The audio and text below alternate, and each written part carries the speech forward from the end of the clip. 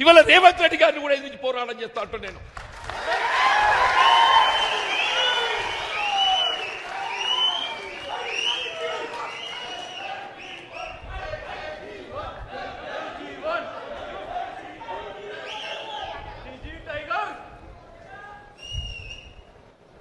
నీతో తొక్కబడు అణగదొక్కబడ్డ దానికంటే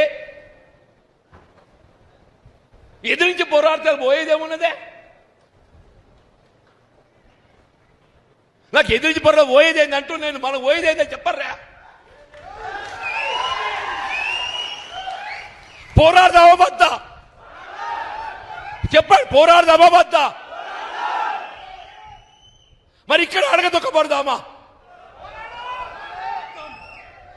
ఎంతకాలం ఈ అవమానాలు, ఎంతకాలం ఈ అవమానాలు, ఎంతకాలం ఈ మానసిక క్షోభ?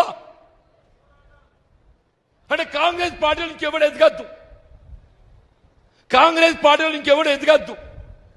నీ చెప్పు చేతుల్లో ఉండేటోడు, నీ దయా దాక్షిణ్యాలకు లొంగేటోడు, నీ అడుగులకు అడుగులు ఎత్తటోడు, వాడు మాత్రమే కాంగ్రెస్ పార్టీలో కొనసాగాలి.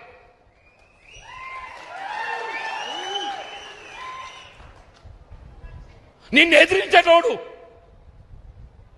రాహుల్ గాంధీ ఆలోచనకు అనుగుణంగా నడిచేటోడు, ఎవరిని అడగదొక్కుతున్నావే? రాహుల్ గాంధీ గారి ఆలోచనకు అనుగుణంగా నడిచేటోడిని అడగదొక్కుతున్నావు అంటూ నేను. నువ్వు అడగదొక్కేది ఎవరిని కాదు, రాహుల్ గాంధీ గారి ఆలోచనకు అనుగుణంగా నడిచేటోడిని నువ్వు అడగదొక్కుతున్నావు అని చెప్పంటూ నేను.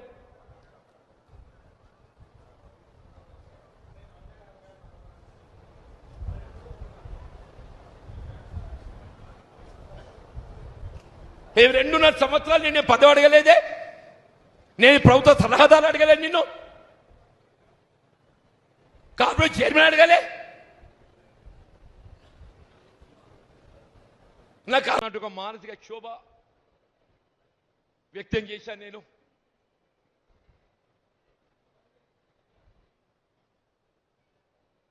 పార్టీ వీడడం అనేది నాటువంటి బాధాకరం చెప్తున్నా. నేను స్క్రీన్ గీసుకొని ముఖ్యమంత్రి కావాలని చెప్పారు, కాంగ్రెస్ పార్టీలకు రాలేదు. కొద్దిమంది ఏదైతున్నదో స్క్రీన్ గీసుకొని ముఖ్యమంత్రి కావాలని పార్టీలోకి వచ్చిన వాళ్ళు ఉన్నారు.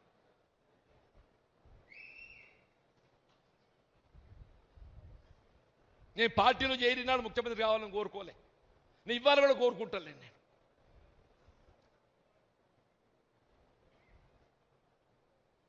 మీరు ఏ స్క్రీన్ గీసుకొని తొక్కుకుంటా ముఖ్యమంత్రి అయినరో సంతోషం నాయన, కానీ మమ్మల్ని కూడా బతకనియండి. ఇతర నన్నంటే నేను పోతున్న స్వేచ్ఛ ఏమవుతుందో ఈ తొక్కుడు భరించ కాబట్టి నేను స్వేచ్ఛ కోరుకుంటున్నా. ఇలా ముఖ్యమంత్రి గారు ఏదైతుంది, ఈ పార్టీ నాది. ముఖ్యమంత్రి గారు ఏంటి, ఈ పార్టీ నాది. నాకు ఎవడైనా అడ్డం వస్తే తొక్కుతా. ఎంతమంది తొక్కుతావు ఆయన? నువ్వు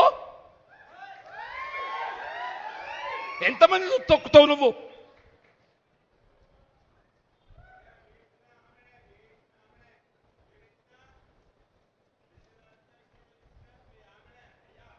ఇవ్వాలే చెప్తున్నా నేను, నీ తొక్కుడు కాదు.